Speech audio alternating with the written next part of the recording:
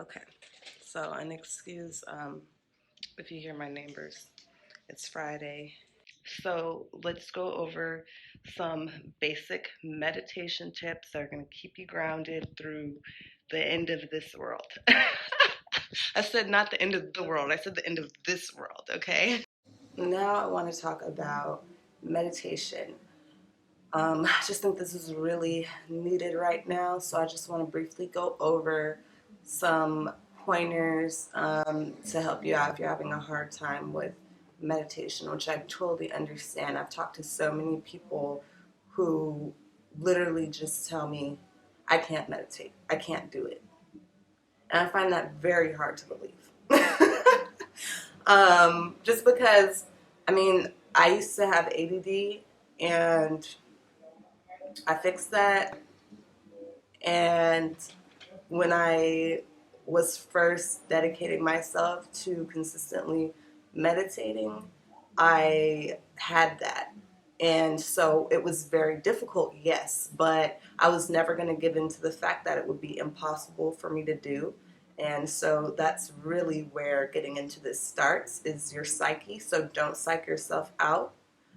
Don't listen to anyone's opinions or like super specific strategies of this is how you have to do it, this is the only way to do it. I'm going to give you one way to do it, my way.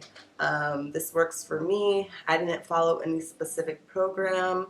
A couple of years ago, I was just really ready for a change in my life, and like I didn't like my job.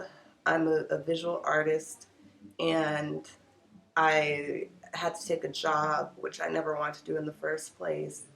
I wasn't as happy as I wanted to be, and just a whole lot of stuff. But I wanted to make a drastic change. So something in me just knew that if I could dedicate myself to meditating, that would be a first step. And it really was. So yeah, the first thing is don't psych yourself out. Start small. It's okay. It's okay to take small steps when it comes to meditating. Actually, it's okay to take small steps when it comes to anything. But don't expect immediate success. Don't expect, some crazy outer body experience or something. I've now had a lot of different experiences. Um, I think that meditation is one of the most important things that you can do before you even begin to affirm, to try to manifest. Because if you don't really know who you are, where you're from, where you're going, how can you really know what it is that you want to manifest? You can learn to manifest things and still be completely lost as to how the world works and where your place is in it. Manifest things and then still be depressed and dissatisfied. So that's why I say meditation is really a great starting point. So, first of all, what is meditation? Meditation is when you are reaching no mind. So no mind is a concept of, it kind of states it in itself. So it's a space where your brain is like, your thoughts have ceased to exist. So no mind. This is almost like it's like a hard reset. So it's amazing. No mind is the same thing as 0 point in physics and the laws of thermodynamics. So I really recommend that too. If you're into science and you're on your spiritual shit, I definitely recommend looking into the laws of physics, combining those with the laws of the universe, and seeing how everything within our universe, it was created within congruence. It all lines up. So anyway, the purpose of meditation is to achieve 0 point or no mind. Every day we're inundated with so much.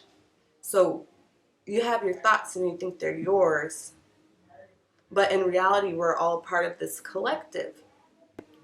And the less opportunities we take to reset, we're really more so acting out our lives as responses to the things going on around us and within us from what they're implanted in us. This is how most people will live their lives. And this is why meditation is essential. It's the first step in taking control of your life, empowering yourself, and taking back your autonomy. Okay, so when you tap into no mind, you tap into a higher level of the quantum field.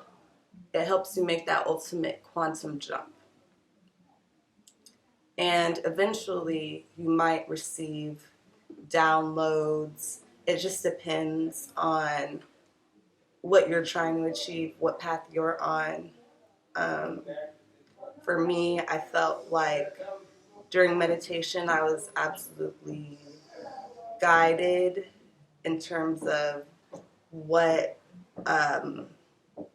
what's going on in the world, what's going on within myself, what steps I want to take to fulfill my mission, what my mission is, what makes me happy, and where I needed to apply the passion that I have. So when you have these little like epiphanies, they're almost like instant epiphanies. They're called downloads. That's one term that we use for that.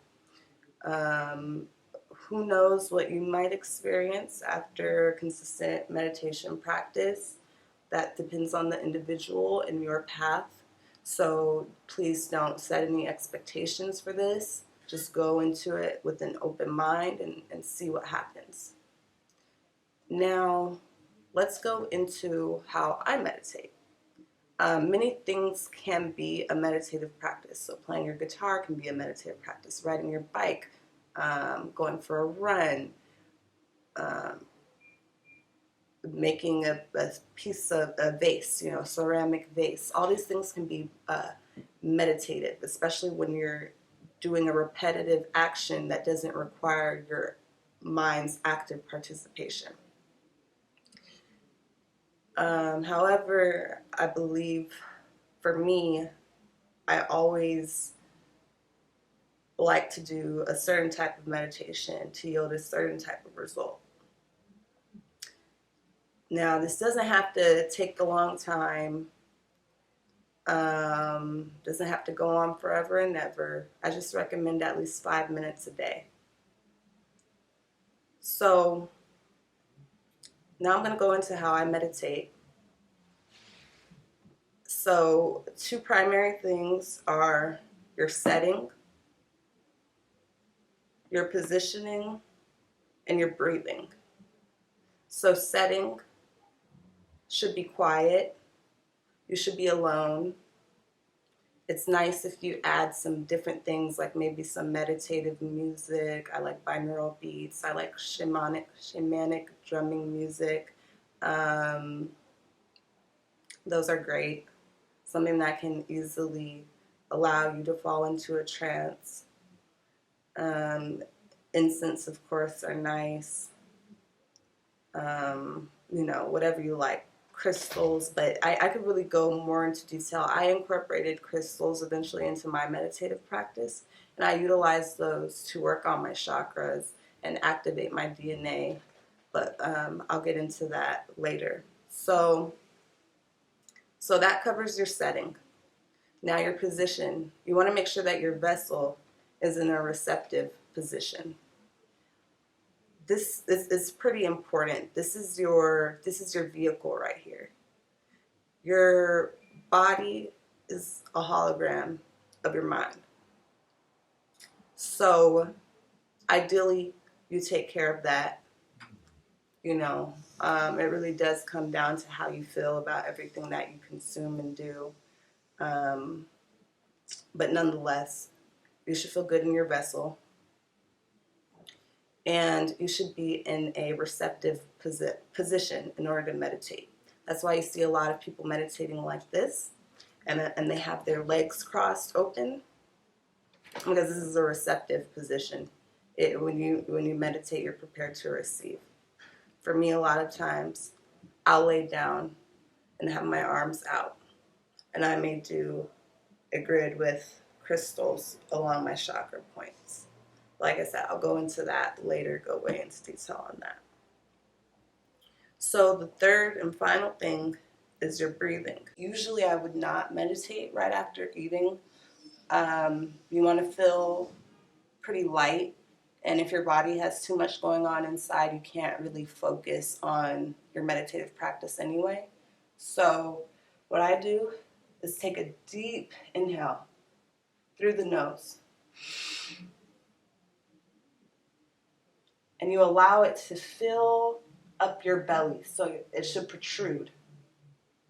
And you hold it for as long as you can, but don't be uncomfortable, just as long as you can while holding that breath, sustaining it at the same time.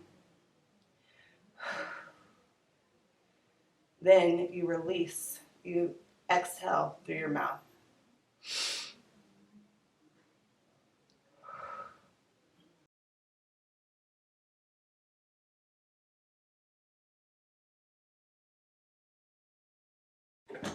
The exhale, you want to do that slowly.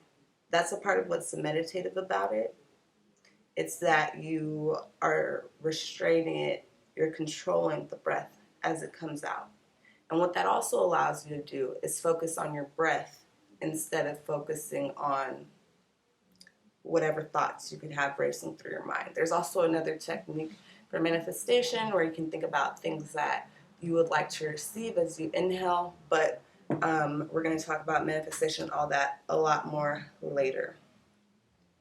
So essentially, that's all you do. Those are just some tips.